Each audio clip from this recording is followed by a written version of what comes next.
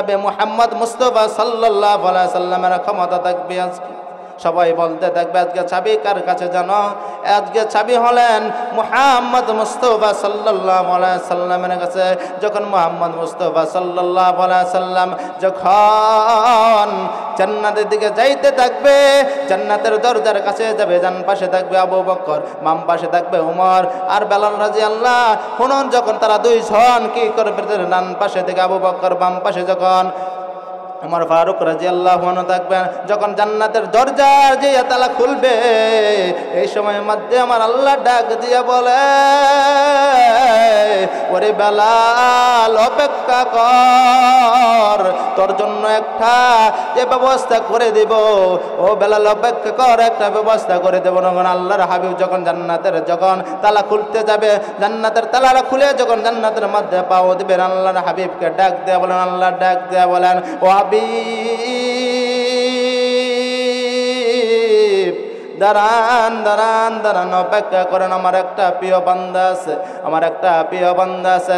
নবী গোনারা চিন্তায় পড়ে যাবেন, আল্লাহর কে প্রিয় বান্দা, কে প্রিয় বান্দা, আমি কি আল্লাহর প্রিয় বান্দা হতে পারবো? মনে হয় এভাবে সবাই আফসোস করবে, আমি মনে হয় আল্লাহর প্রিয় বান্দা হব।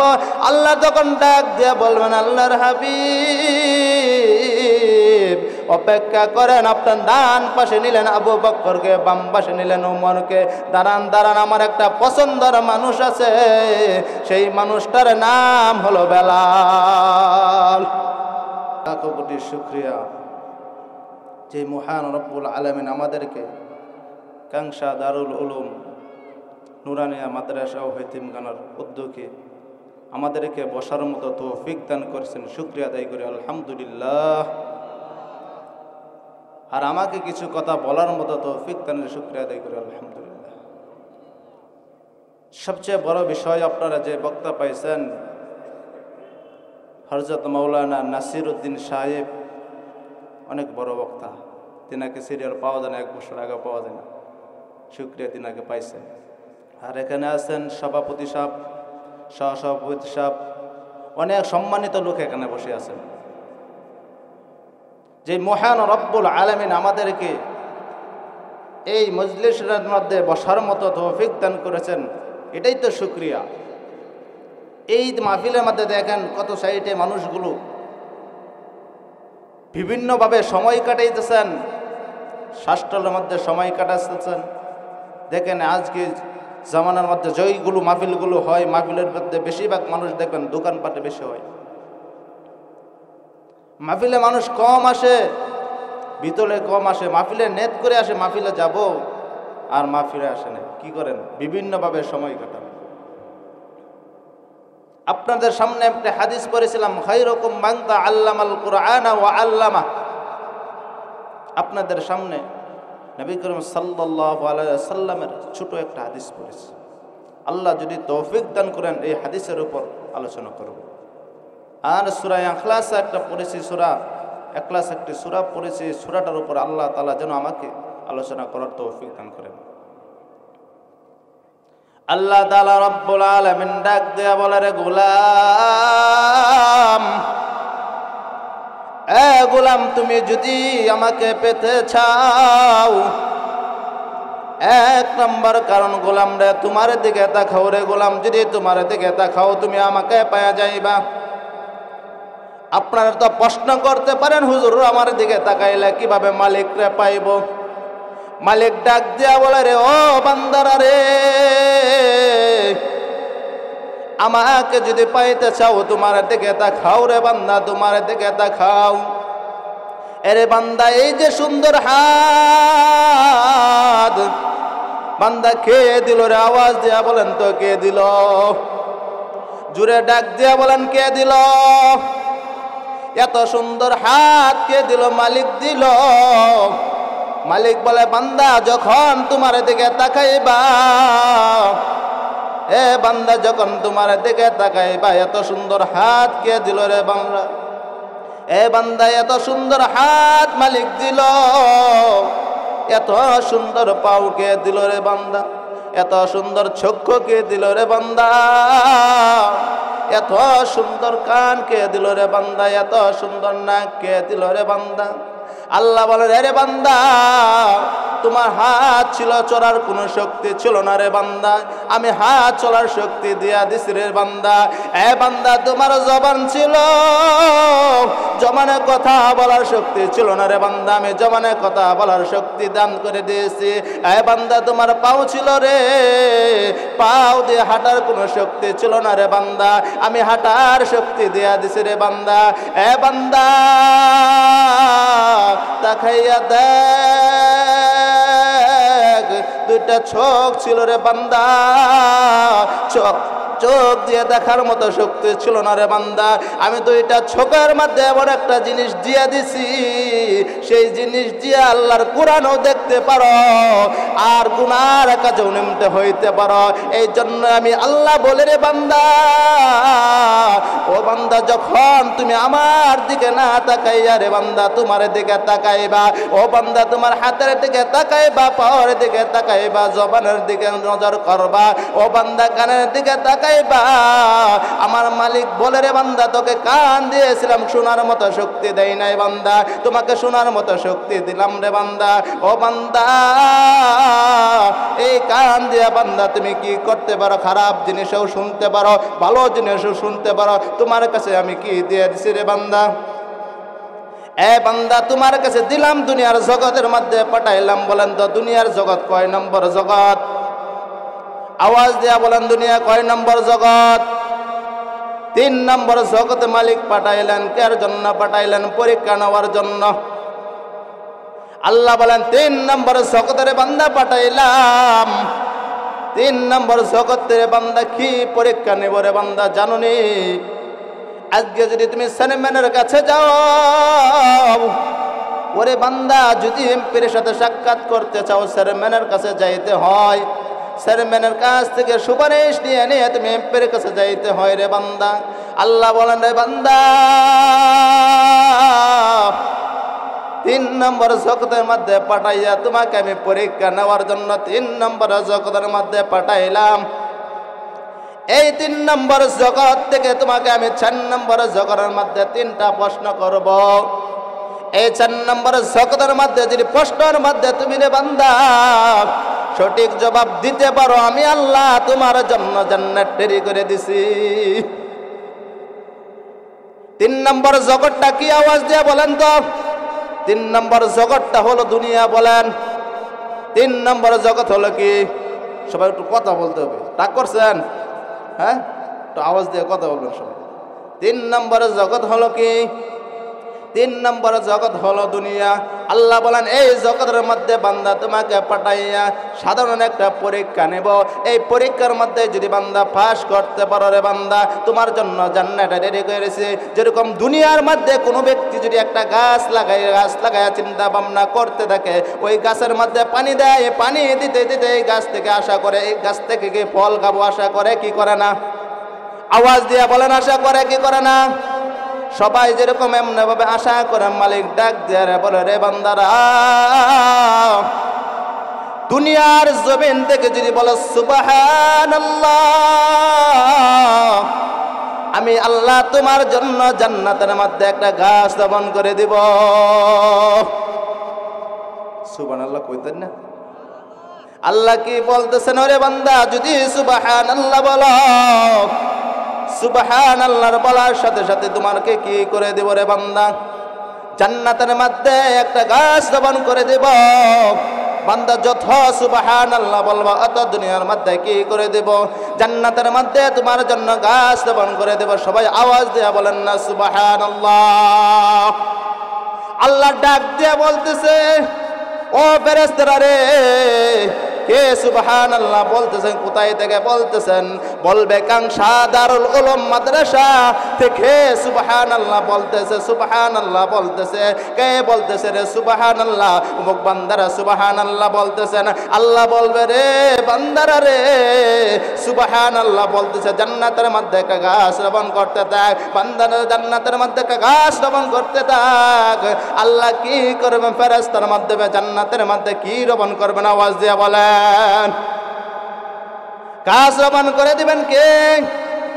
আল্লাহ বলবেন, আপনি যদি জাহান্নামী হয়ে যান, আল্লাহকে যাইয়া বলবেন, আল্লাহ আপনার হাবিবের হাদিস থেকে শুনেছি দুনিয়ার মধ্যে যদি জান্নাতের মধ্যে যদি একটা গাছ রোপণ করা হয়, দুনিয়ায় যদি সুবহানাল্লাহ বলা হয়, জান্নাতের মধ্যে আল্লাহ একটি গাছ রোপণ করে দেয়, আল্লাহ আমি তো জাহান্নামী হয়ে গেছি। দেখেন আখিরি নবীর উম্মতে কত চালাক, বলবে আমি তো জাহান্নামী হয়ে গেছি রে মালিক, তোমার বান্দা থেকে তোমার পয়গম্বর থেকে একটা হাদিস শুনেছিলাম। কি হাদিস শুনেছো? হাদিসটা শুনেছি দুনিয়ার মধ্যে কোনো ব্যক্তি যদি সুবহানাল্লাহ বলেন, আল্লাহ তাআলা তার জন্য না জান্নাতের মধ্যে একটা গাছ রোপণ করে দেয়। আল্লাহ বলবে ঠিক শুনেছ, তোমার জন্য তো জান্নাতের মধ্যে গাছ রোপণ করেছি, জান্নাতের মধ্যে গাছ রোপণ করেছি, তুমি কি জান্নাতের গাছ দেখতে চাও? সে বলবে আল্লাহ হ্যাঁ, আমি তো জান্নাতের গাছটা দেখতে চাই, এটাই আমার মনের আশা। দেখেন চালাক কত, জাহান্নামী হয়ে গেছে। তারপর বল আল্লাহ তুমি যে বলছো হাদিসের মধ্যে বলছো, তোমার নবী যে বলে, তোমার পয়গম্বর যে বলেছে জান্নাতের মধ্যে একটা ঘাস আছে, এই গাছটা আমি দেখতেছি। বান্দা যখন যাইতে থাকবে আর বলবে মালিক জাহান্নামে দিবে, কোনো সমস্যা নাই, একবার জান্নাতের মধ্যে গাছটা দেখাও, গাছটা দেখতে চাই, গাছটা দেখতে চাই।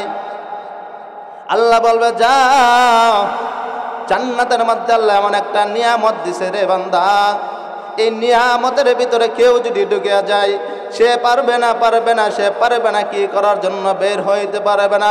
সে বলবে না রে মালিক আমি বের হব না, মালিক আমি বের হব না। যখন ওই বান্দা কি করবে, মালিক রে সুপারিশ করতে থাকবে, মালিক ডাক দিয়ে বলবে রে ও বেরেশতারা, সে তো জান্নাতের গাছ দেখতে চায়, সে হাদিস বিশ্বাস করেছে, বিশ্বাস করিয়া দুনিয়ার জমিনে সুবহানাল্লাহ বলেছে, সুবহানাল্লাহ বলেছে। এই সুবহানাল্লাহর কারণে সে কি করতে চায়, জান্নাতের মধ্যে গাছ দেখতে চাই। ও ফেরেশতারা জান্নাতের দরজাটা খুলিয়া দাও।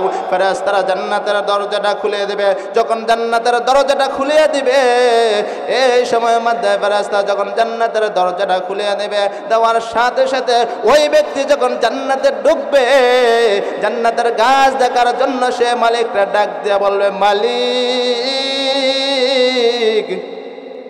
দুনিয়াতে যতই গুনাহ করি মালিক, তুমি তো আমাকে জাহান্নামে দেওয়ার জন্য চেয়েছিলা। মালিক তো তোমার হাদিস থেকে বর্ণিত করেছে, তোমার পয়গম্বরের হাদিস থেকে বর্ণিত করেছে, এই জান্নাতের মধ্যে এমন একটা গাছ দিবা। ও মালিক এই গাছের ছায়ার তলে এসেছি, মালিক আমি এই মুহাব্বত আর ছাড়তে পারবো না, দয়া করে মায়া করে মালিক তুমি আমাকে জান্নাত দিয়াই দাও, দিয়াই দাও। আল্লাহ বলবে যা যা জান্নাত দিয়াই দিলাম। জাহান্নামী ব্যক্তি যদি জান্নাত পাওয়া যায় যদি সুবহানাল্লাহ বলার কারণে আপনি আমি কেন বসিয়া থাকে সুবহানাল্লাহ বলবো না, আলহামদুলিল্লাহ বলবো না, আল্লাহু আকবার কেন বলবো না? যদি বলতে পারি আল্লাহ জান্নাতের ব্যবস্থা করে দিবে। দেখেন কেমন বুদ্ধি কাটাইছেন, বুদ্ধি কাটা জান্নাতে গেছেন। কায়েম নবীর উম্মতের বলতে হবে আখিরি নবীর উম্মত চালাক, অনেক চালাক আখিরি নবীর উম্মত। আখিরি নবীর উম্মত অনেক চালাক। কি করতে দেখবেন, দেখেন সুবহানাল্লাহ বলিয়া জান্নাতে চলে গেলেন। আর এক হাদিসের মধ্যে বর্ণনা করেন, কোন ব্যক্তি যদি সুবহানাল্লাহ বলেন, কোন ব্যক্তি যদি নামাজের পরে 5 ওয়াক্ত নামাজের পরে সুবহানাল্লাহ আলহামদুলিল্লাহ আল্লাহু আকবার কোন ব্যক্তি পড়েন, যদি বলে লা ইলাহা ইল্লাল্লাহু ওয়াহদাহু লা শারীকা লাহু আহাদান সামাদান লাম ইয়ালিদ ওয়া লাম ইউলাদ ওয়া লাম ইয়াকুল লাহু কুফুয়ান আহাদ। কোন ব্যক্তি যদি এই দোয়াগুলো পড়তে থাকে, তার যদি পাহাড় পরিমাণ পর্যন্ত যদি গুনাহ করে ফেলে রে বান্দা, যদি আসমান পরিমাণ যদি গুনাহ করে ফেলে, আল্লাহ বলেন ওই বান্দার জন্য কি করা হবে নে জাননি, তার জীবনের সমস্ত গুনাহ গাতা মাফ করে দেওয়া হবে। আমল লাগা বেশি বড় ছোট আমল। সুবহানাল্লাহ 33 বার, আলহামদুলিল্লাহ 33 বার, আল্লাহু আকবার 34 বার, লা ইলাহা ইল্লাল্লাহু ওয়াহদাহু লা শারীকা লাহু আহাদান সামাদান লাম ইয়ালিদ ওয়া লাম ইউলাদ ওয়া লাম ইয়াকুল লাহু কুফুয়ান আহাদ। কোন বান্দা যদি এই দোয়াটা পড়তে পারে, আমার মালিক বলে তার জীবনের গুনাহ গাতা আমি মাফ করে দিব। আমরা সবাই চেষ্টা করব এই দোয়াটা পড়ার জন্য। নামাজে পড়ে বেশি না 5 মিনিট সময় 5 মিনিট সময় যদি আমরা কাজে লাগাই, আল্লাহ বলেন জান্নাত তো আমি বান্দার জন্যই বানাইছি, আমি তো জাহান্নাম বানাই নাই কোনো বান্দার জন্য, আমি সকল বান্দার জন্য আমি জান্নাত বানাইছি। কাফেরের জন্য কি বানাই না? জাহান্নাম বানাই নাই। আল্লাহ কি কাফেরের জন্য জাহান্নাম বানাইছেন? বুদ্ধের জন্য কি জাহান্নাম বানাইছেন? আল্লাহ বলেন না রে বান্দা, কারো জন্য আমি জাহান্নাম বানাইছি না, আমি কাফেরদের জন্য জান্নাত বানাইছি, মুসলমানদের জন্য জান্নাত বানাইছি, সকল জাতির জন্য আমি জান্নাত বানাইছি, আমি কারো জন্য জাহান্নাম বানাই নাই। জান্নাত আপনি আমার কামাই করতে নিতে হবে। যেরকম সাধারণভাবে একটা কথা বলে, যদি এলাকার চেয়ারম্যান যদি হতে চায়, যদি একটা এলাকার চেয়ারম্যান হতে হলে জনপ্রিয়তা লাগবে, লাগবে কি লাগবে না? মানুষের কাছে কাছে দাঁড়িয়ে দাঁড়িয়ে সময় কাটাতে হয়, মানুষের কাছে রাত্রে রাত বলা যাবে না, দিনেরকে দিন বলা যাবে না, মানুষের দাঁড়িয়ে দাঁড়িয়ে যাইতে হবে, ভাই যদি তুমি আমাকে মনে হয় ভালো করবো, তুমি আমাকে একটা ভোট দিও, বলে কি বলে না? সবাই কি করেন? চেয়ারম্যান হওয়ার জন্য মানুষের দাঁড়িয়ে দাঁড়িয়ে যায়, যা বলে আমাকে একটা ভোট দেন আপনাদের সেবা করার জন্য, বলেন আপনি আমাকে চেয়ারম্যান বানান, এটা বলে না, আপনাদের সেবা করার জন্য আমাকে কি দেন? একটা ভোট দেন।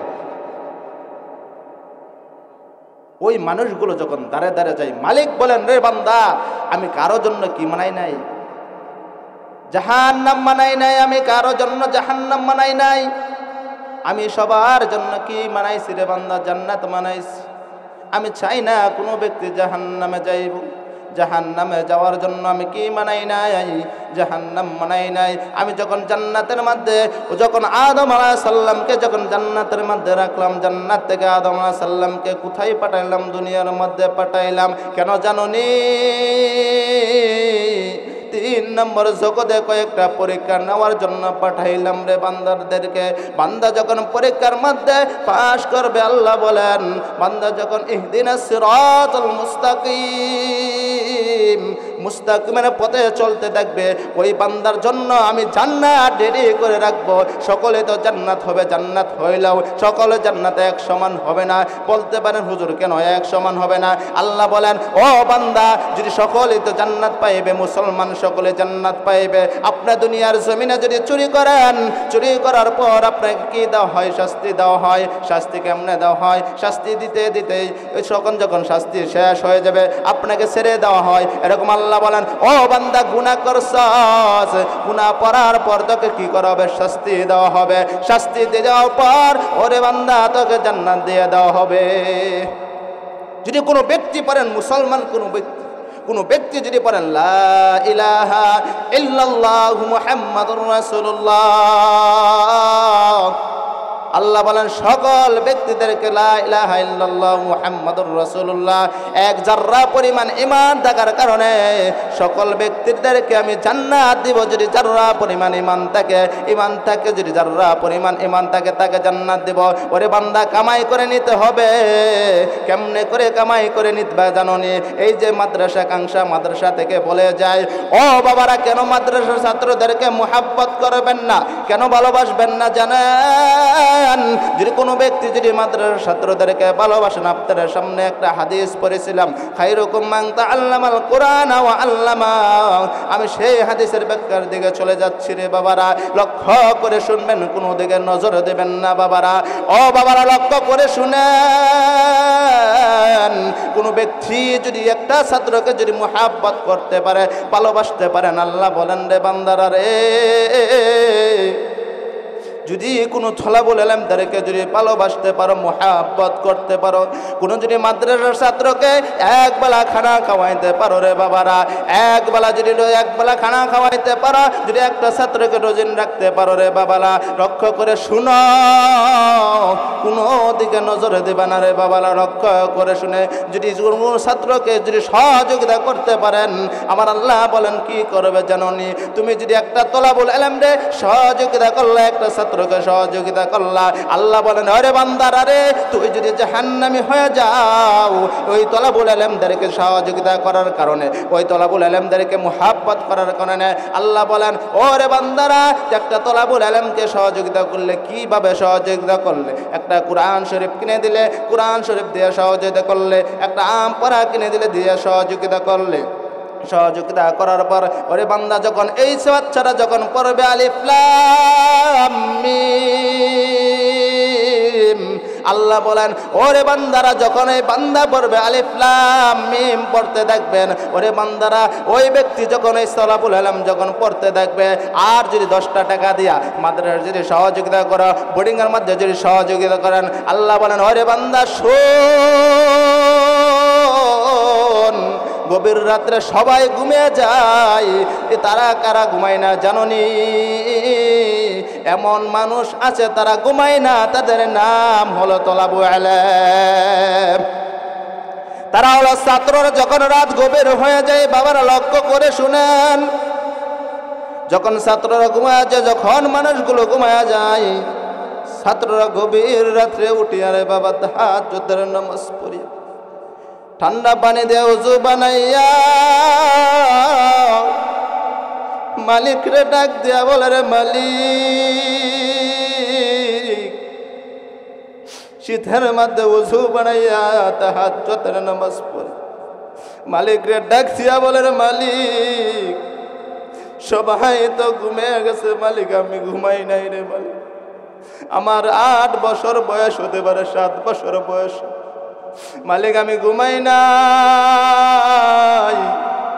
আমি তো মায়ের লেপের তোরে থাকার কথা ছিল রে মালিক, ও মালিক আমি ঘুমাই নাই, না ঘুমায় মালিক তাহাজ্জুদের নামাজে পড়ে এ মালিক খোর মধ্যে পড়ে আছে, তার মধ্যে পড়ে আরে মালিক তোমার কাছে ক্ষমা চাই, এ মালিক তোমার কাছে ক্ষমা চাই, আমার মা বাবার গুনাহ কথা মাফ করে দাও, আমার আত্মীয় স্বজনের গুনাহ কথা মাফ করে দাও। তলাবুল ইলম যখন কান্দে থাকে আল্লাহ ডাক দিয়া বলেন ও দুনিয়ার উম্মতরা তাকাইয়া দেখ, কে দেখো চোখের পানি পালাইতেছে, কে চোখের পানি পালাইতেছে। আল্লাহ যখন গভীর রাত্রে প্রথম আসমানে আসিয়া যখন মালিক দেখতে দেখে তলাবুল ইলমরা মাদ্রাসার ছাত্ররা, এই কাংসার মাদ্রাসার ছাত্ররা যখন গভীর রাত্রে হাফসার ছাত্ররা যখন না ঘুমাইয়া শীতের মধ্যে ওযু বানাইছে, নজম বানাইয়া মালিককে ডাক দিয়া বলে রে মালিক, বনিয়ে কোনো চাউলের ব্যবস্থা নাই, ও মালিক এমন এক ব্যক্তি যে 1 বস্তা চাউল দিয়েছিলেন রে মাওলা, তার গুনাহ কথা মাফ করে দেন, তার কামায়ের মধ্যে বরকত দিয়েন। চোখের পানি পালাইয়া যখন মালিক ডাক দিয়া বলেন, আর বলতে দেখেন না মালিক, আমার বাবা হারাইলাম, আমার মা হারাইলাম, আমার আত্মীয় স্বজনকে সবাই হারাইলাম, ও মালিক তাকে দেখা উস্তাদ গন্ডা অনেক মেহনত করে, অনেক কিছু করে রে মালিক, অনেক সহযোগিতা করে রে মালিক, ও মালিক তাকাইয়া দেখো,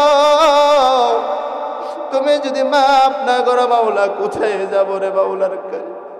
গভীর রাত্রে উঠিয়া দেখবে চোখের বাড়ি পালায় কাঁদতে দেখে আল্লাহ বলেন কে কান্দে রে, আল্লাহকে দেখে না কে কান্দে, ফেরেশতাকে ডাক দিয়া বলে ফেরেশতারা রে কে চোখের বাড়ি পালায় কান্দে,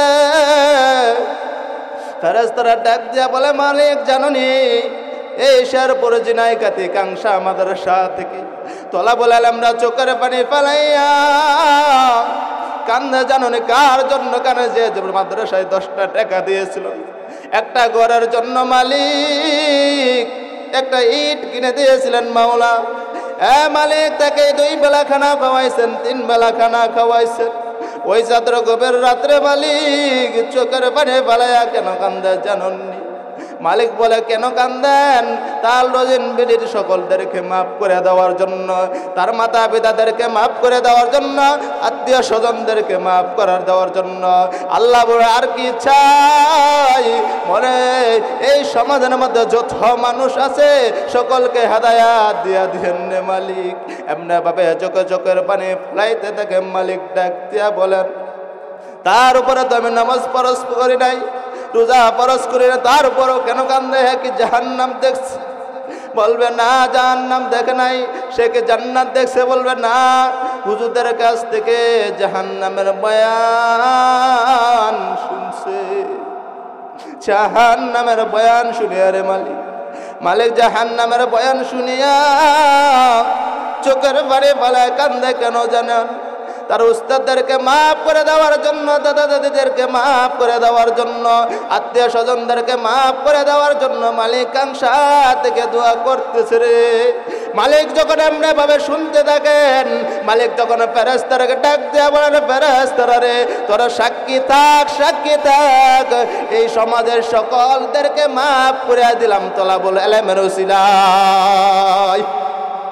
সবাই চিৎকার দিয়া বলেন না আল্লাহু আকবার। আবার বলেন না আল্লাহু আকবার।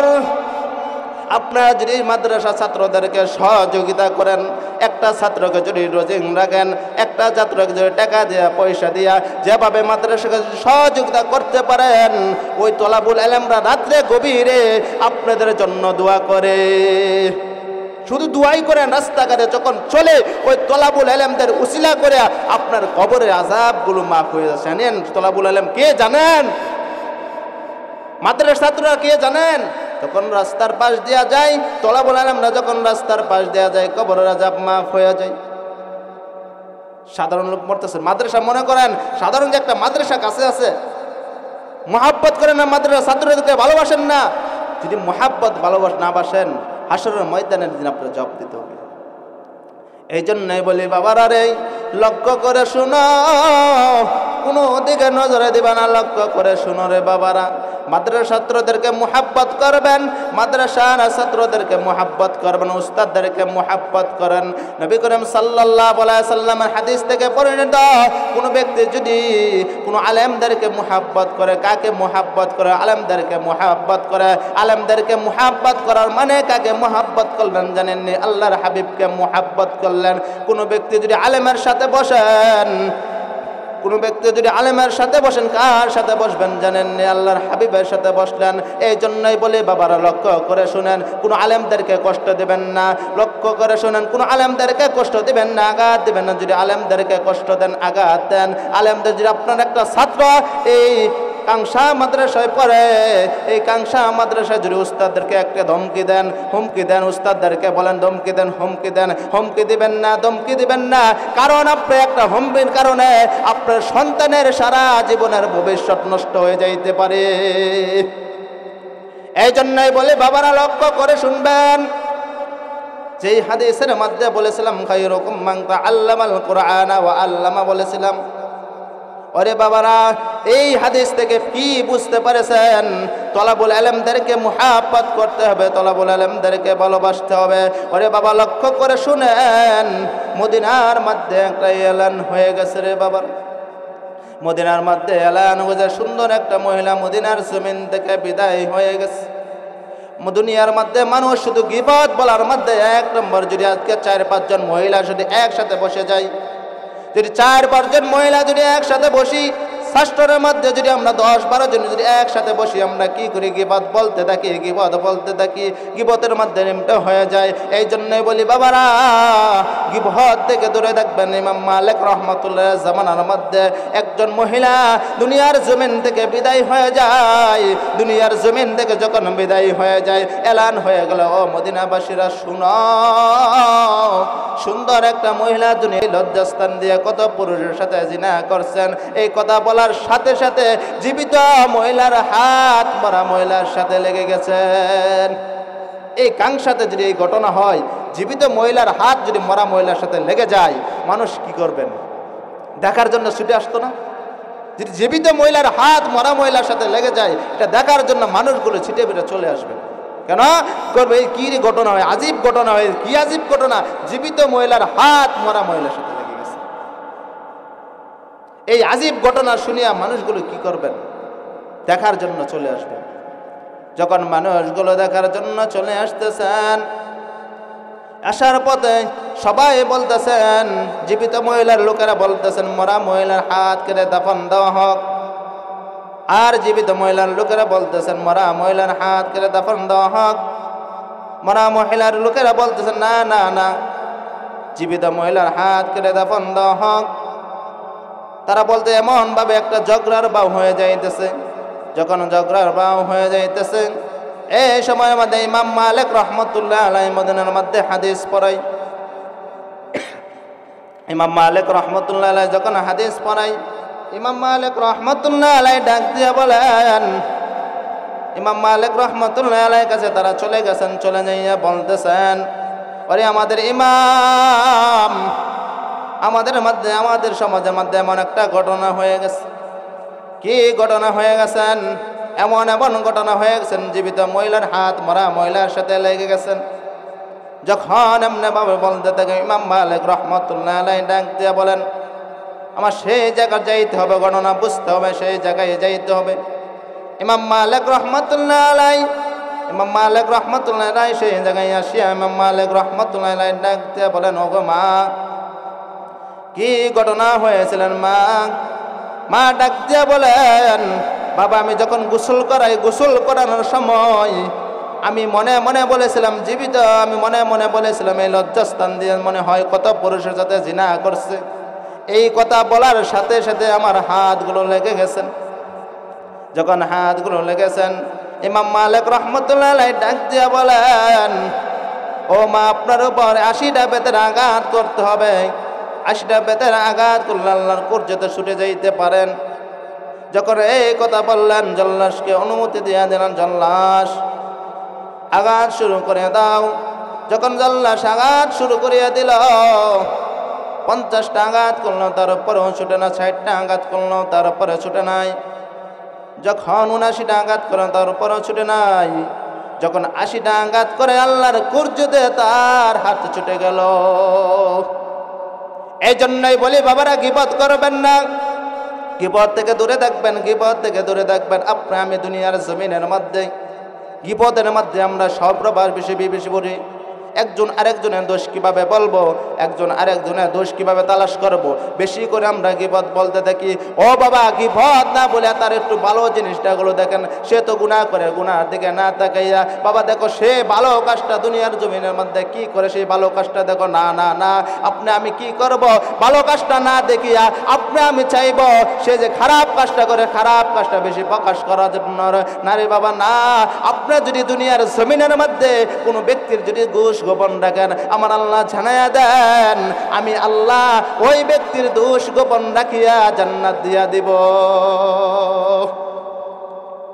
ওই ব্যক্তির দোষ আল্লাহ গোপন রাখবেন। আপনি আমি দুনিয়ার মধ্যে এক ভাই আরেকবারে দোষ কি করতে পারি না, গোপন রাখতে পারি না। আর মালিক বলেন কি আমি কি করব, দোষ গোপন রাখবো। এই জন্য এই দুনিয়ার জমিনের মধ্যে কি করতে হবে, দোষ গোপন করতে হবে। এক ভাই অপরাধ করতেছে, তাদেরকে বুঝাইতে হবে, ভাই তুমি অপরাধের মধ্যে যেও না। যেরকম সাধারণভাবে দুনিয়ার জমিনের মধ্যে এক ব্যক্তি কি খায়, সুদ খায়। সুদ খাওয়া ব্যক্তির কাছে যদি তুমি বলো, ও ভাই তুমি নামাজ পড়তে পারবে না, মসজিদে যাইতে পারবে না, মসজিদে নামাজ পড়তে পারবে না, কেন নামাজ পড়তে পারবে না? তুমি সুদ খাও, তুমি ঘুষ খাও, তুমি মসজিদে নামাজ পড়তে পারবে না। না রে বাবা না, তাকে কি করতে হবে, তাকে সুযোগ দিতে হবে। সুযোগ দিতে হবে কি, সুযোগ দিতে হবে তাকে সুযোগ দিতে হবে কি, সে নামাজ পড়তেই থাকুক। আল্লাহ যখন তার রুকুকে কবুল করে নেবেন, সিজদাকে কবুল করে নেবেন। এই জন্য কাকে কি করা হবে না, অবহেলা করা যাবে না। এই জন্যই বলি বাবারা, কোনো ব্যক্তি দুনিয়ার মধ্যে যদি গুনাহ করেন, আল্লাহ বলেন, ওরে বান্দা যদি পাহাড় পরিমাণ গুনাহ করে ফেলাস, ওরে বান্দা আসমান পরিমাণ যদি গুনাহ করে ফেলাস, গভীর রাত্রে যদি সিজদায় পড়িয়া বান্দা আমাকে ডাকবি, চোখের পানি ফালাইয়া আমাকে ডাকবি, আমি আল্লাহ তোকে মাফ করার জন্য আমি বসে আছি। আল্লাহ মাফ করার জন্য বসে আছে। আপনি আমার চোখের পানি ফালায় মালিকের চাইতে হবে। যেরকম শয়তান মালিকরে বলছিলেন, মালিক 3টা কাজ আমাকে দিতে হবে, 3টা কাজ দিতে হবে। 1 নম্বর, আমি মানুষের রগে রগে ঢুকবো। 2 নম্বর, আমি মানুষকে কি করব, ধোঁকা দিব। শয়তান যখন এভাবে মালিকের কাছে 3টা কাজ বলেছিলেন, মালিক 3টা কাজ আমাকে অনুমতি দিবে, মালিক বলে যা দিলাম তোরে। বাবা আদম আলাইহিস সালাম কি করলেন, মন খারাপ করে বসে আছেন। কেন দেখেন শয়তানে কি করেছেন, 3টা কাজ দিয়ে দিয়েছেন। রগে রগে ঢুকবে, রগে রগে ঢুকে বান্দাকে গুনাহ করাইবেন। আল্লাহ তখন বাবা আদম আলাইহিস সালামকে ডাক দিয়ে বলেন, ওরে আদম শুনো, তোমার কাছে আমি 1 ভাগ মুহাব্বত দিছি। আমার আল্লাহর কাছে কয় ভাগ মুহাব্বত রাখছে? জুড়ে বলেন, কয় ভাগ মুহাব্বত রাখছেন? 99 ভাগ আল্লাহর কাছে মুহাব্বত রাখছেন। 1 ভাগ মুহাব্বত কাকে দিছেন? বান্দাকে দিছেন, ও তোমার কাছে এক ভাগ মুহাব্বত দেওয়ার কারণে সন্তানকে কি করো, ভালোবাসো, সন্তানকে মুহাব্বত করো। আমার আল্লাহর কাছে যে এত 99 ভাগ মুহাব্বত, আমার মালিক বলে বান্দা যতই গুনাহ করুক, যদি গভীর রাত্রে চোখের পানি ফালাইয়া আমাকে ডাক দিয়া বলে, রে মালিক ভুল করে ফেলেছি রে মালিক, আপনি আমাকে মাফ করে দেন, চোখের পানি ফালাইতে থাকে।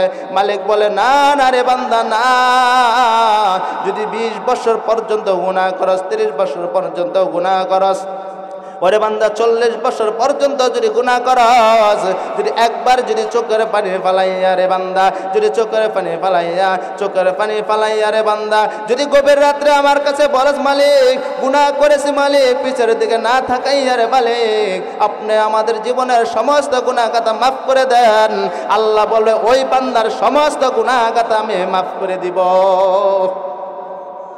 এই জন্যই আপনি আমার কি করতে হবে, বেশি করে তওবা করতে হবে, বেশি বেশি করে কি তওবা করতে হবে, আর মালিককে ডাকতে হবে। মালিক যে বলেন আল্লাহু আকবারের ধ্বনি দেন, মালিক যে হাইয়া আলাস সালার ধ্বনি দেন, মালিক যে বলেন আস-সালাতু খায়রুম মিনান নাওম ধ্বনি দেন। মালিক বলে, বান্দা তোমাদেরকে ডাকতে থাকি, কেন ডাকতে থাকি জানোনি? তোমাদেরকে আমি সুযোগ দিতেছি রে মালিক, সুযোগ দিতেছি। বান্দা কিভাবে জান্নাতে যাবে, বান্দা কিভাবে জান্নাতে যাবে, জান্নাতে যাওয়ার সুযোগ দিতেছি রে বান্দাদেরকে।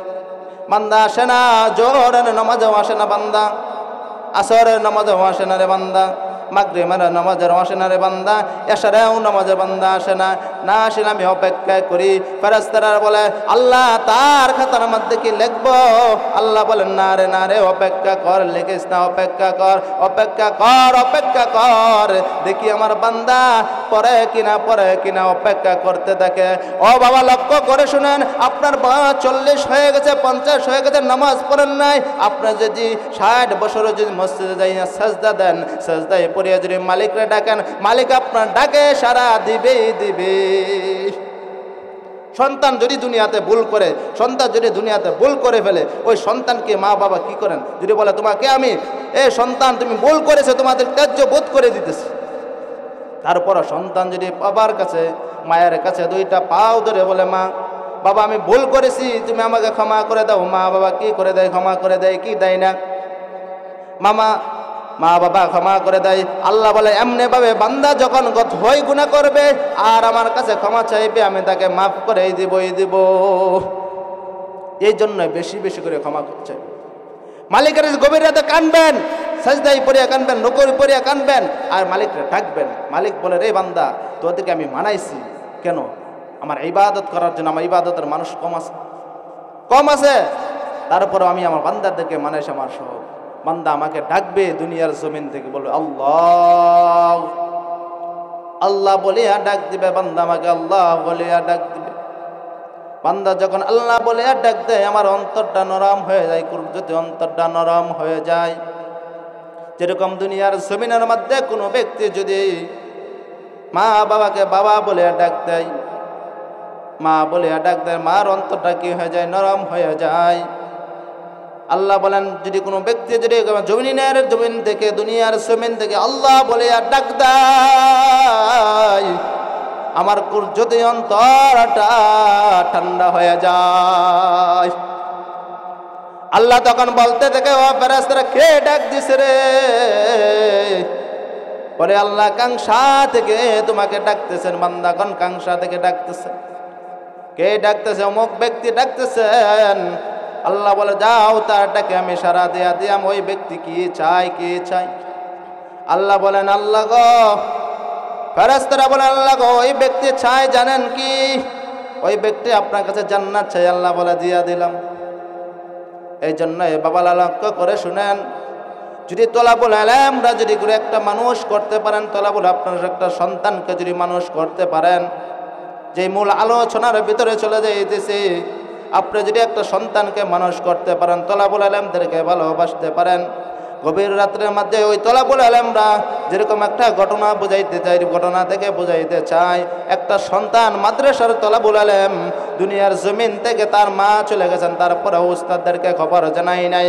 না জানানোর পর ওই সন্তান কি করেছেন, গভীর রাত্রে স্বপ্নে দেখেন তার মা দুনিয়ার জমিন থেকে চলে গেছেন, গভীর রাত্রে স্বপ্নে দেখেন দুনিয়ার জমিন থেকে চলে গেছেন, আর হাউদাউ করে কবরের মধ্যে আগুন জ্বলতেছেন। ওই সন্তান চিন্তা করলেন, আমার মা বাবাকে দেখে আছে, আমার মা বাবা কি আছে, জীবিত আছে। আবার দেখে স্বপ্নে দেখি আমার মা জাহান্নামের আগুনে জ্বলতেছেন। এটা তো হতে পারে না। উস্তাদদেরকে বললেন, উস্তাদ আমাদেরকে একটু ছুটি দিয়ে দেন। উস্তাদ বলে, না বাবা, ছুটি দেওয়া যাবে না। যখন তার বাড়ি থেকে ফোন আসলেন, হুজুর তার মা বিদায় হয়ে গেছে, 2-3 দিন হয়ে গেল, তাকে খবর জানাই নাই। ওই সন্তান যখন উস্তাদে নিয়ে আসলেন, নিয়ে আসার পর তার বাড়িতে যখন পৌঁছা দিলেন, পৌঁছা দেওয়ার পর ওই সন্তান বাড়িতে যাইয়া মা মা করে ডাকে। মা মা বলে যখন ডাকে, রে বাবা, বাড়ি থেকে কোনো আওয়াজ নাই, বাড়ি থেকে আওয়াজ চাই, রে বাবা দেখো এক ফোঁটা চোখের পানি ফালাইতে পারো নি, এক ফোঁটা যদি চোখের পানি আজকে ফালাইতে পারো, আমি মুসাফির বলে গেলাম, তোমাদের জীবনের সমস্ত গুনাহগাতা আল্লাহ মাফ করে দিবেন আজকে। কেন জানোনি, মুসাফির যখন দোয়া করে দোয়া কবুল হয়ে যায়। আর যেই ব্যক্তি আজকে প্রধান বক্তা পেয়েছেন নাসিরউদ্দিন আনসারী ভাই, মধুর সুরে আলোচনা করেন। ওই নাসিরউদ্দিন আনসারী ভাইয়ের আলোচনা যখন আপনারা শুনবেন, আপনাদের কাছে অনেক মধুর কণ্ঠে বয়ান করবেন। যখন ওই তলাবুল আলেম কি করতেছেন স্বপ্নে যখন দেখলেন, এভাবে দেখার পর ওই তলাবুল আলেম যখন বাড়ির উস্তাদ পৌঁছাইয়া দিলেন, যখন উস্তাদ পৌঁছাইয়া দিলেন, মাকে মা বলে ডাকে, বাড়ি থেকে কোনো ছাউন আসে না, ঘর থেকে কোনো ছাউন আসে না, রে বাবা। যখন ছাউন না আসে, ওই ছেলে ডাকতেছে মা মা বলে, বাড়ি থেকে কোনো ছাউন আসে। ওই মা মা বলে ডাকতে ডাকতে যখন রাত্রেবেলা দুনিয়া থেকে যখন ওই ছেলেটা রাত্রেবেলা ঘুমাইয়া গেলেন, ফজরের আজান দিলেন। ফজরের আজানের সময় ওই সন্তানটা কি করলেন, ফজরের জামাতের সাথে নামাজ পড়লেন। তার চাচা তার হাতে ধরিয়া, বাবা আসো। যখন ওই সন্তানকে হাতে ধরিয়া যখন হাতে ধরিয়া যখন কবরের পাশে নিলেন, যখন ছাত্র চোখের পানি ফালাইয়া বলে যাচ্ছে, কার কবরের সামনে আল্লাহ, বলে তোমার মা দুনিয়ার জমিন থেকে বিদায় হয়ে গেছে। ওই সন্তান চোখের পানি না ফালাইয়া ওই সন্তান সূরা ইয়াসিন পড়া শুরু করে দিলেন। ওই সন্তান সূরা ওয়াকিয়া পড়া শুরু করিয়া দিলেন। ওই মাদ্রাসার ছাত্র যখন সূরা ইয়াসিন পড়া শুরু করে দিলেন, ওয়াকিয়া পড়া যখন শুরু করিয়া দিয়ে, ওই তলাবুল আলেম যখন সূরা তেলাওয়াত করতেছে, আর চোখ দিয়া পানি পড়তেছে, মায়ের জন্য চোখ দিয়া পানি পড়তেছে। ওই সন্তান যখন কুরআন তেলাওয়াত করে আর চোখ দিয়া পানি পড়তেছে, এই সময়ের মধ্যে ঠান্ডা একটা বাতাস এসেছে, বোঝা যায় বৃষ্টি এসে যাবে, বৃষ্টি এসে যাবে। ওই সন্তান যখন সূরা ইয়াসিন তেলাওয়াত করতেছেন, সূরা ওয়াকিয়া তেলাওয়াত করতেছেন, গাইবে একটা আওয়াজ দিয়ে বলে দেওয়া হয়, ওরে সন্তান, তোমার সূরা ইয়াসিনের বরকতে, তোমার ওয়াকিয়ার বরকতে আল্লাহ তোমার মাতার গুনাহগাতা মাফ করে দিয়া কবরটাকে জান্নাতের বাগান বানায়া দিছেন, জান্নাতের বাগান বানায়া দিছেন। আল্লাহ যদি জান্নাতের বাগান বানায়া দেন, এই জন্যই বাবা একটা ছাত্রকে মানুষ বানান, আপনার একটা ছেলেকে মানুষ বানান। যদি মানুষ না বানাইতে পারেন, একটা নাতিনকে মাদ্রাসায় পড়ান, নাহলে আপনার একটা সন্তানকে মাদ্রাসায় পড়ান। আপনার একটা সন্তানকে যদি মাদ্রাসায় যদি পড়াইতে পারেন, আল্লাহ এই উসিলা করে আপনাকে মাফ করেও দিতে পারে। আল্লাহ তো মাফ করে দিতে পারেন, আপনি যদি একটা সন্তানকে যদি মাদ্রাসায় পড়ান। এই জন্যই বাবারা লক্ষ্য করে শুনেন, মানুষের ঈমান যদি আজকে দুনিয়ার মধ্যে ঈমান বিক্রি করে দেয়, মানুষ ঈমান বিক্রি করে দিতেছে। আজকে যদি 1000 5000 টাকা দেওয়া হয়, ও বাবা তোমাকে একটা জিনিস দেওয়া হবে, তুমি বলবা লা ইলাহা ইল্লাল্লাহ, লা ইলাহা ইল্লাল্লাহু মুহাম্মাদুর রাসূলুল্লাহ, আমি এই ধর্ম ছেড়ে দিব, তোমাকে 5000 টাকা দিব যদি তুমি এই ধর্ম ছেড়ে দাও। মানুষ বলে এটা তো মুখে বললেই হইব, সমস্যা কি? মুখে বলে 5000 টাকা পাওয়া যাইব? না রে বাবা না, না রে বাবা না, অত সহজ না রে বাবা ঈমান টিকায় রাখা। দুনিয়ার জমিনের মধ্যে যদি ঈমান টিকাইতে চাও, দুনিয়ার জমিনের মধ্যে ফেরাউনের একটা দাসী ছিল, জানা নই? এই ফেরাউনের দাসী, এই ফেরাউনের কাছে থাকিয়া মুসলমান হয়েছেন। ফেরাউন একটা কাফের ছিল, ওই দাসী কি করেছেন? সেখানে থাকিয়া 5 ওয়াক্ত নামাজ পড়েছেন, আর এই মালিকরে ডাকছেন, বা নামাজ পড়েছেন আর মালিকরে ডাকছেন। ফেরাউন জানতে পারল ওই দাসী কি করে ফেলেছে, ঈমান এনে ফেলেছে, দাসী ঈমান এনে ফেলেছে। যখন এই কথা শুনে ফেলল, যখন দাসীকে ডাক দিয়া বলে, ফেরাউন ডাক দিয়া বলে, রে দাসী, ঈমান ছাড়, ঈমান ছাড়, যদি ঈমান ছেড়ে দেস তোকে আমি আমার রাজ্যের অর্ধেক সম্পদ দিয়ে দেব। দাসী বলে না না না না, আমি ঈমান ছাড়ব না, আমি যেই মালিকের পড়েছি লা ইলাহা ইল্লাল্লাহু মুহাম্মাদুর রাসূলুল্লাহ, আমি যখন এই কালিমা পড়েছি এত স্বাদ, এত মজা পেয়েছি কালিমার মধ্যে, মালিকের সাথে আমি কথা বলতে পারি।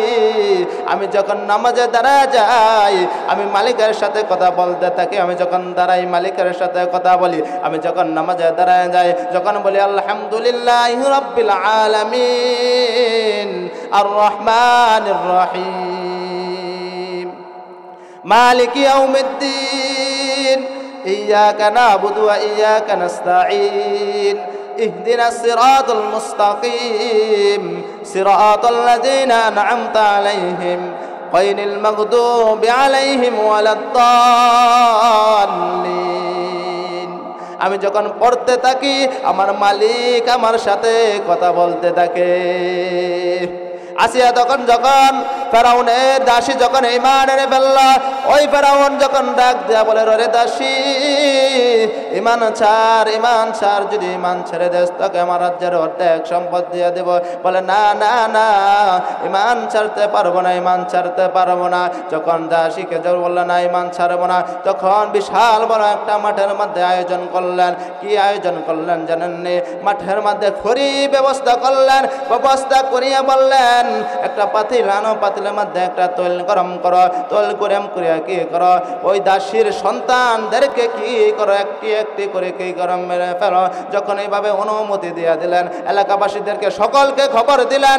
খবর দিয়া বলেন, ও এলাকাবাসীরা শুনো, ফেরাউনের একটা দাসী আছে, ওই দাসী ঈমান এনেছে, ঈমান এনেছে, এই জন্য তাকে শাস্তি দেওয়া হবে, তাকে দুনিয়ার জমিন থেকে বিদায় করে দেওয়া হবে।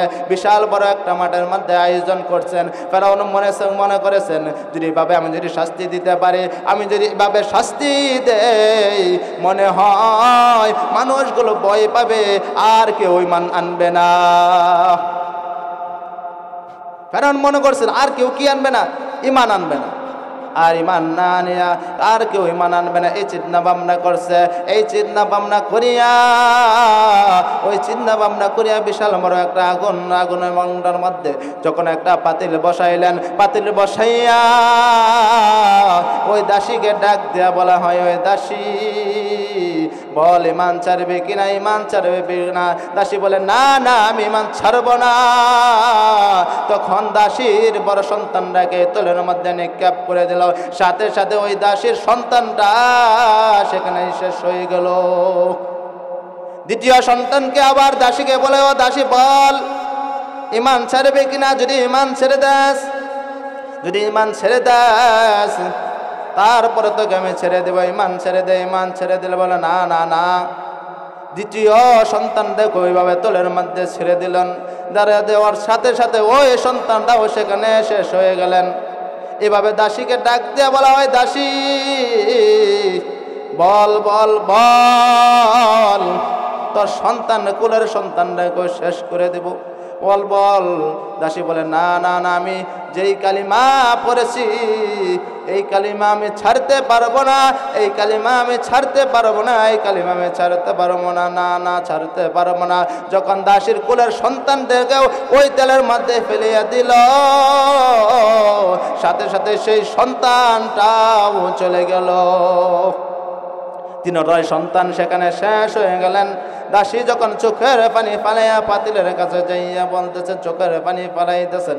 যখন ফেরাউন মনে করছে মনটা নরম হয়েছে, মনে হয় ইমান ছেড়ে দিবে, এই চিন্তা ভাবনা করতেছে, মনে করছে ইমান ছেড়ে দিবেন। দাসীকে বলে, ও দাসী ইমান ছেড়ে দে, তোকে আমি ছেড়ে দিব। বলে না না না, জানুনি ফেরাউন, আমি যখন তেওলের কাছে গিয়েছি আমার সন্তান কোন আমাকে ডাক দেয়া বলতেছেন, মা আর দেরি করিও না, মা আর দেরি করিও না, তুমি যদি আসো তোমাকে নিয়ে আমরা অপেক্ষা করতেছি, তোমাকে নিয়ে আমরা জান্নাতে চলে যাইব,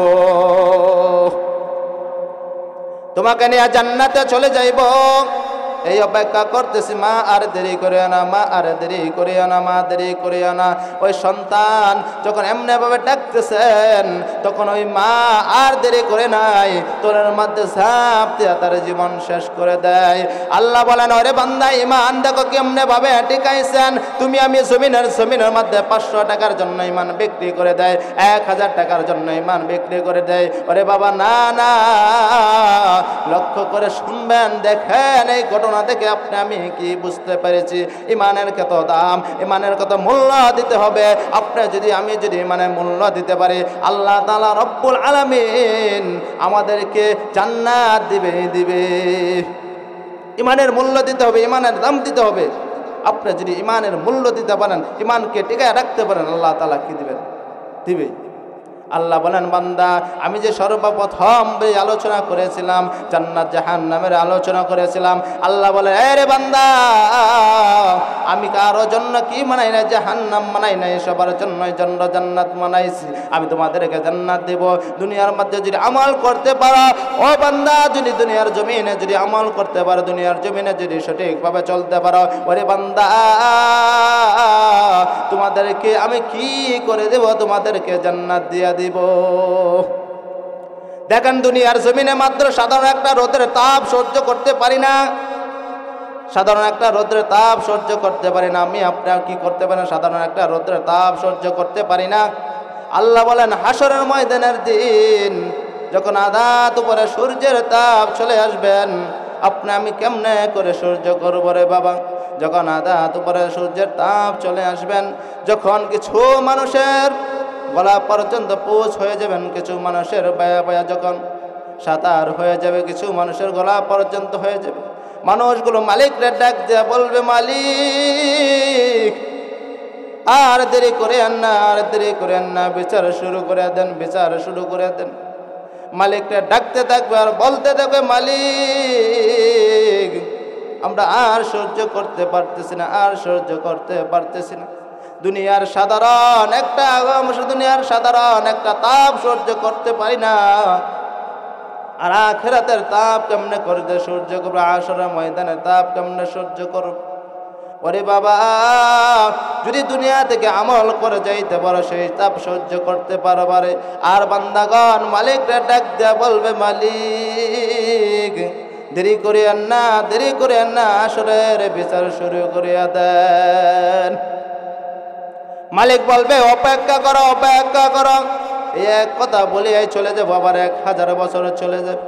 অপেক্ষা করো, অপেক্ষা করো, যখন বলবে 1000 বছর চলে যাবে, খুঁজেও পাবে না। আর মালিকটা ডাকতে থাকে, ও মালিক বিচার শুরু করে দেন। আর পানির পিপাসার জন্য মালিকরা ডাকতে থাকবে, আর মালিকরা বলতে থাকবে, আর মালিকরা ডাকতে থাকবে, আর বলবে, মালিক বিচার শুরু করার দেন, চোখের পানি ফালাইতে থাকবে। আল্লাহ বলবে, অপেক্ষা কর বান্দা, অপেক্ষা কর, ওরে বান্দা অপেক্ষা কর, বিচার শুরু করে দেব। বান্দাগণ যখন উম্মতের কাছে, বান্দাগণ যখন পরাশিনী হয়ে যাবেন, বান্দাগণ যাবেন মুসা পয়গম্বরের কাছে, যাবে ঈসা পয়গম্বরের কাছে। এমনি ভাবে বাবা আদম আলাইহিস সালামের কাছে যাবে, দাউদ আলাইহিস সালামের কাছে যাবে, যাইয়া বলবে আল্লাহর কাছে একটু সুপারিশ করেন, আল্লাহ যেন বিচার শুরু করে দেন, আল্লাহ যেন বিচার শুরু করে দেন। সুপারিশের জন্য কি করতে থাকবেন? পয়গম্বরদের কাছে যাইতে থাকবেন, পয়গম্বরদের কাছে যাইতে থাকবেন।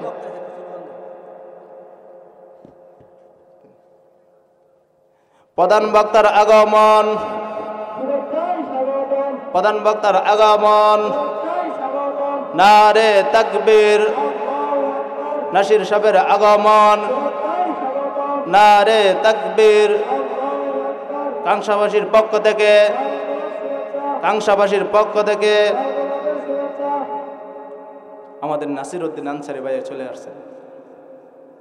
তিনি যে আলোচনা করবেন, মানুষ আপনার উপরে পাখি যাবে, তারপরেও কি করতে পারবেন না, বুঝবেন না আমার উপরে কি মাথার উপর পাখি ছিল কিনা এটা বুঝবেন না।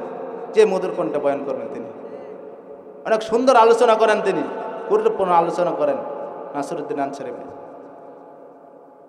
যেই আলোচনা রেখে গেছিলাম, যখন এমনি ভাবে যখন সুপারিশের জন্য মানুষগুলো কি করতে থাকবে,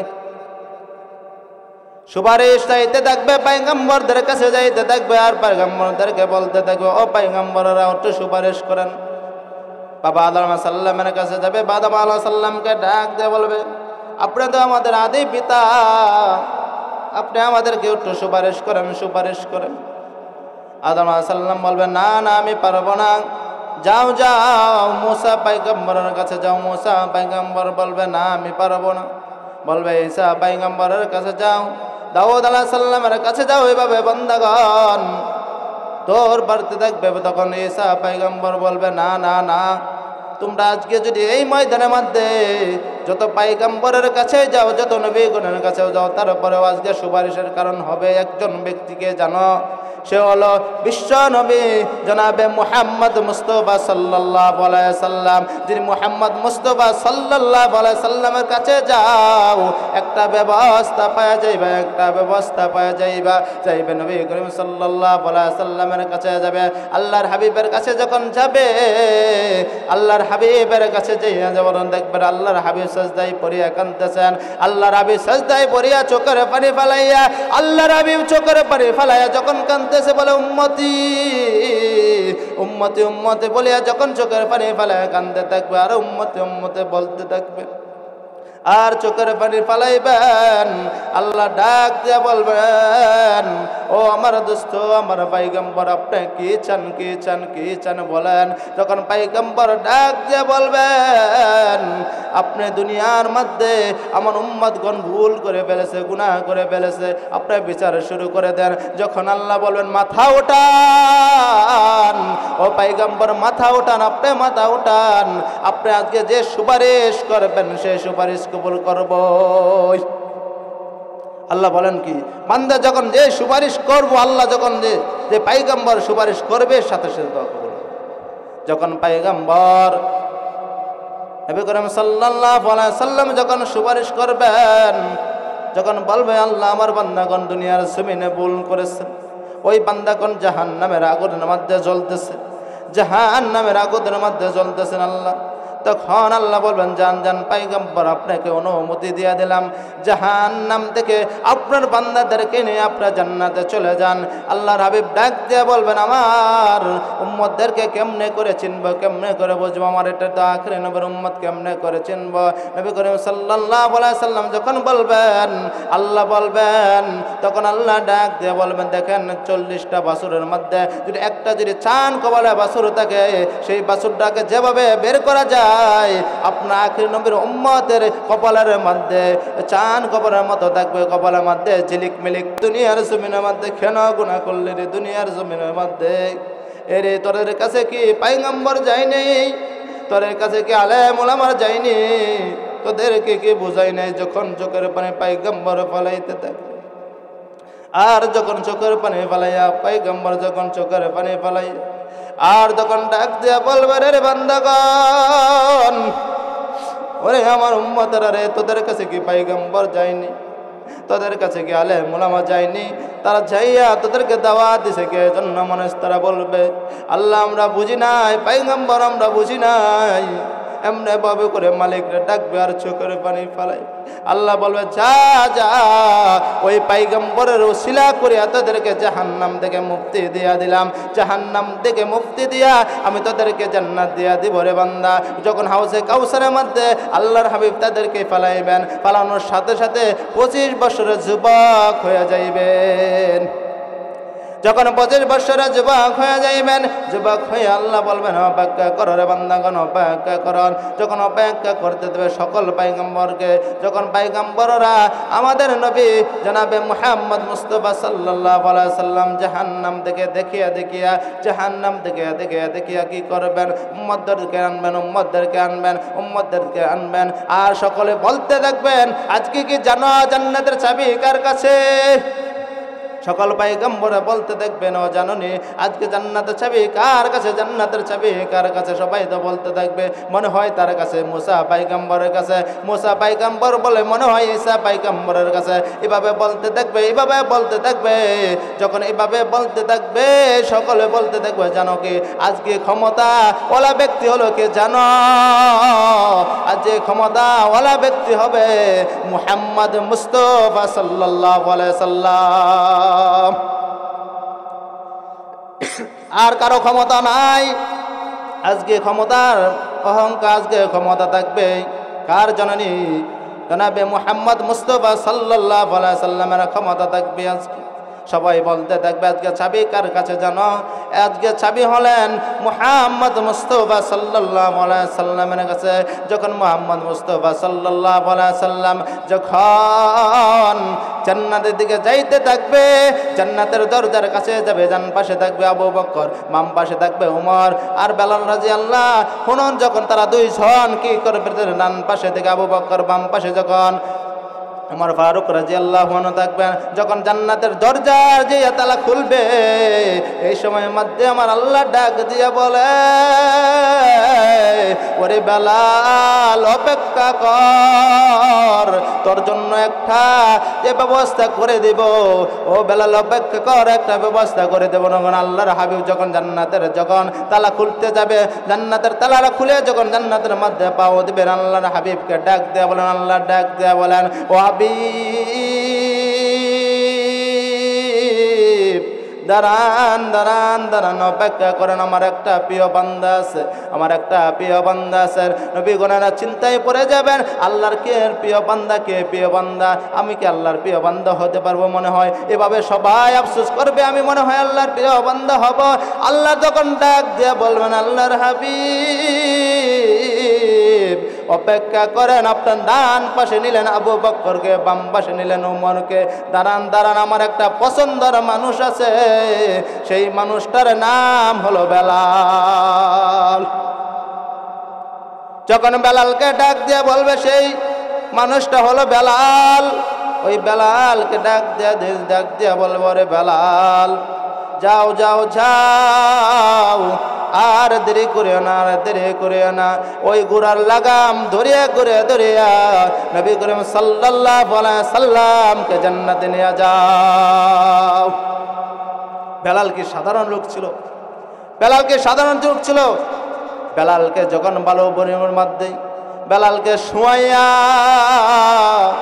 কাফেররা বিশাল বড় বড় পাথর দিছে, পাথর দিয়া দুইটা হাত দুই থেকে টানা দিছে, টানা দিয়া বেলালকে পাথর দিয়া বেলালকে বলে রে বেলাল ইমান ছাড়, ইমান ছাড়, ইমান ছাড়, ইমান ছাড়। বেলাল বলে না না। বেলাল মুখ দিয়ে আওয়াজ বার হয়, হাত হাত শব্দ বের। বেলালকে দুইটা হাত বানিয়া বুকের মধ্যে বিশাল বড় এক পাথর দিয়েছেন, পাথর দিয়ে বেলালকে ডাক দিয়া বলে রে বেলাল ইমান ছেড়ে দাও, ইমান ছেড়ে দাও, যদি ইমান না ছেড়ে তোমাকে শাস্তি দেওয়া হবে। বালু চরের মধ্যে কি করলেন, বেলালকে শুয়াইলেন, বিশাল বড় পাথর দিয়া বেলালকে টেনে নেই, টেনে নেই। বেলাল মুখ দিয়া কি বের হয়, আহাত শব্দ, আহাত শব্দ বের হয়। বেলাল ডাক দিয়া বলেন আমার মালিক এক, আমার মালিক এক, আমার মালিক এক এক বলে যখন বেলালকে টেনে আনেন আবু বকর যখন সামন দিয়া যায়, আবু বকর বেলালকে ডাক দিয়ে বলে, বেলাল আহাদ শব্দটা তুমি যদি ওয়াস্তাও বলো আমার মালিক শুনবে। জুড়ে বললো আমার মালিক শুনবে। আবু বকর চোখের পানি ফালাইয়া আবু বকর নবী করিম সাল্লাল্লাহু আলাইহি সাল্লামের কাছে যাই আল্লাহর হাবিবকে ডাক দিয়ে বলে, আল্লাহর হাবিব বেলালের শাস্তি আর সহ্য করতে পারতেছি না। আল্লাহর হাবিব বেলালের শাস্তি সহ্য করতেছি না। বেলালকে সাধারণ শাস্তি দেওয়া হয় নাই। বেলালকে যখন আগুনের মধ্যে আংরার মধ্যে বেলালকে শুয়ে দেওয়া হয়তো বেলালের পিঠের গোস্তগুলো আংরার মধ্যে পড়তে থাকতো। তারপরে বেলালকে ডাক দেওয়া হয়েছে, ওরে বেলাল ইমান ছাড়। বেলাল বলে, না আমি ইমান ছাড়বো না, আমি ইমান ছাড়বো না। বেলাল ইমান ছাড়ে নাই, বেলাল ইমান ছাড়ে নাই। বেলালকে ভালো ছড়ার মধ্যে ফেলে যেভাবে শাস্তি দেওয়া হয় বেলাল ইমান ছাড়ে নাই। বেলাল বলে হাত আঘাত, বেলাল হাত হাত বলে চোখের পানি ফেলাইছেন আর মালিককে পাইতে চাই। আবু বকর যখন রাস্তার পাশ দিয়া যায়, যখন বেলালকে শুনতে পারলেন আহাদ শব্দ যখন যত জুড়ে বলে তাকে এত শাস্তি দেওয়া হয়। আহাদ শব্দ যখন যত জুড়ে বলে এত শাস্তি দেওয়া হয়, এত শব্দ বাড়িয়ে দেওয়া হয়। আহাদ শব্দ বলতে বলতে এত শব্দ বাড়িয়ে দেওয়া হয়। যখন আহাদ বলে আওয়াজ যখন বড় হয় তাকে শাস্তি বেশি দিতে থাকে, তাকে শাস্তি বেশি দিতে থাকে। বেলাল তারপরেও আহাদ শব্দ বন্ধ করে নাই। বেলাল আহাদ শব্দ বন্ধ করে নাই। বেলাল আহাদ শব্দ বন্ধ করে নাই। বেলাল আহাদ শব্দ বন্ধ করে নাই। বেলালকে জগাবে এমনি ভাবে শাস্তি দিতেছে। বেলাল ডাক দিয়ে বলে, রে আবু বকর শুনো, আমি যত জোরে মালিককে ডাক দিয়ে হাত বলিয়া ততবারই মালিক আমার সাথে কথা বলতে থাকে। মালিক আমার সাথে কথা বলতে থাকে। যখন আমাকে যত শাস্তি দিতে গেছে, যখন আমি হাত বলে মালিককে ডাক দেই, মালিক আমার সাথে কথা বলতে থাকে, আমি অস্তে বলতে পারবো না। উমর চোখের পানি ফেলাইয়া উমর চোখের পানি ফেলাইয়া নবী করিম সাল্লাল্লাহু আলাইহি সাল্লামের দরবারে যাইয়া বলেন, আল্লাহর হাবিব আমি বেলালের আযাব সহ্য করতে পারছি না। বেলালকে যেভাবে শাস্তি দিতেছে শাস্তি সহ্য করতে পারতেছি না। তখন আল্লাহর হাবিব মসজিদে নববীর মধ্যে বসিয়া চোখের পানি ফেলে কাঁদতেছেন। এই সময়ের মধ্যে উসমান গনি রাদিয়াল্লাহু আনহু বলেন, আল্লাহর হাবিব চোখের পানি কেন ফালান? বলেন কি হয়েছেন? উসমান গনি কেমন মানুষ ছিলেন? উসমান গনি যখন কবরের পাশ দিয়ে যাইতেন, উসমান গনি যখন কবর দেখতেন হাও মাও করে কাঁদতেন। উসমান গনি যদি কবরে পাশ দিয়ে যাইতেন, কবরের মধ্যে শুয়ে যাইতেন, আমার তো একদিন সেই কবরে যাইতে হবে। উসমান গনি চোখের পানি ফালাইয়া কবর দেখলে চোখের পানি ফালাইতেন। উসমান গনি যখন নবী করিম সাল্লাল্লাহু আলাইহি সাল্লামকে ডাক দিয়ে বলেন, আল্লাহর হাবিব বলেন কেন চোখের পানি ফালান? আল্লাহর হাবিব তখন বলেন, আমি আর বেলালের আযাব সহ্য করতে পারতেছি না। বেলাল যেভাবে শাস্তি দিতেছে সেই শাস্তি সহ্য করতে পারতেছি না। তখন ডাক দিয়ে বলেন, আল্লাহ হাবিব এটা তো আমার জন্য ব্যাপার, আমি তাকে ছুটাই নিতে হবে, কোনো সমস্যা নাই, এটা আমার জন্য। আল্লাহর হাবিব যখন উসমান গনি রাদিয়াল্লাহু আনহু তার কাছে গেলেন, বেলালের মালিকের কাছে গেলেন। বেলালের মালিকরা যাইয়া বলে, তুমি যদি তাকে দিয়ে দাও তুমি তার বিনিময় কি নিবা? তার বিনিময় কি নিবা? তুমি কই চাও বলো। বেলাল তখন ডাক দিয়া বলেন, বেলালের মালিক ডাক দিয়া বলেন, ওরে উসমান তোমার 4টা খেজুরের বাগান দিতে হবে। উসমান বলে, তুমি এটা কি বললা? মাত্র এটা একটা জিনিস চাইলা, তুমি যদি বলতা আমার জীবনটা দেওয়ার জন্য, আমার নবীর জন্য আমি জীবনটাই দিয়া দিতাম। বেলাল এত কষ্ট করছেন কার জন্য? ইমানের জন্য। ইমান ছেড়ে নাই। বেলালরা এত কষ্ট করছেন একমাত্র কার জন্য? মালিককে পাওয়ার জন্য।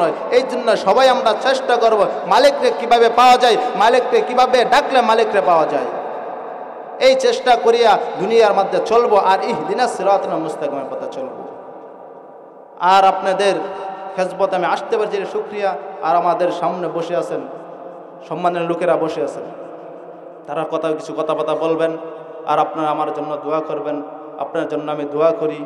কিন্তু আমার কালকে চট্টগ্রাম প্রোগ্রাম, কালকে চট্টগ্রাম যাইতে হবে। আপনারা আমি রাত্রে আজকে চলে যাব। সকলে আমার জন্য দোয়া করবেন, আপনার জন্য দোয়া করি। ওয়া আখিরি দাওয়ানা আলহামদুলিল্লাহি রাব্বিল আলামিন।